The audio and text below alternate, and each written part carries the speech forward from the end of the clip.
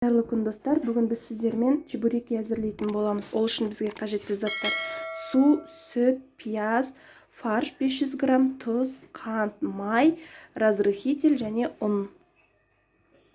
Енді сүтімізді құямыз. Сүтіміз бізде 200 грамм.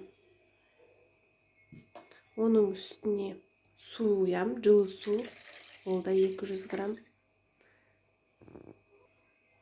Оның үстіне сұйық май құям, қант салам,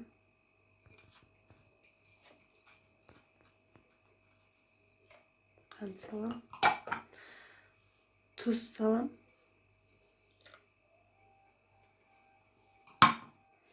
және разрыхитель салам.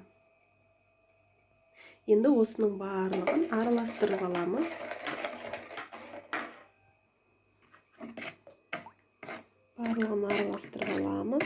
Оның үстіне 700 грамм ұн саламыз да тестаны илейміз.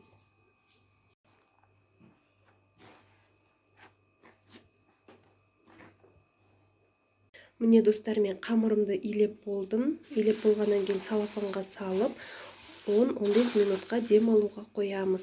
Ол уақытта мен салмамды дайындай беремін.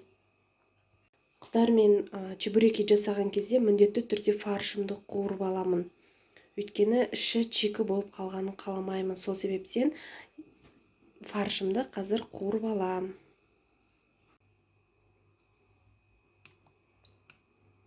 Майымды құйып алам. Үстіне сарымсағымды салып қуырып алам. Оның үстіне фаршымды салып, тұз бұрышын салып, қуырып салмасын дайындаймыз. Салмамды салып ішіне, одан кейін осылай түйіп, шеттерін вилкамен осылай қыстырдым. Өйткені ішіндегі суы майға ағып кетпес үшін, ішіндегісі шығып кетпес үшін. Міне осындай чебурекилар шығады. Енді бұларды тек майға қуырып алу ғана қалды. Қатты қызып тұрған майға салып, осылай чебурекиларымызды қуырып аламыз.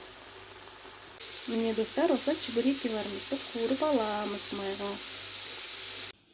Міне қыздар, біздің чебурекиміз дайын болды. Міне салмасы, ішін барлығы пысқан. Дәмі деген енді тіл үйіреді. Менің рецептіммен жасап көріңіздер. Астарыңыз дәмді болсын.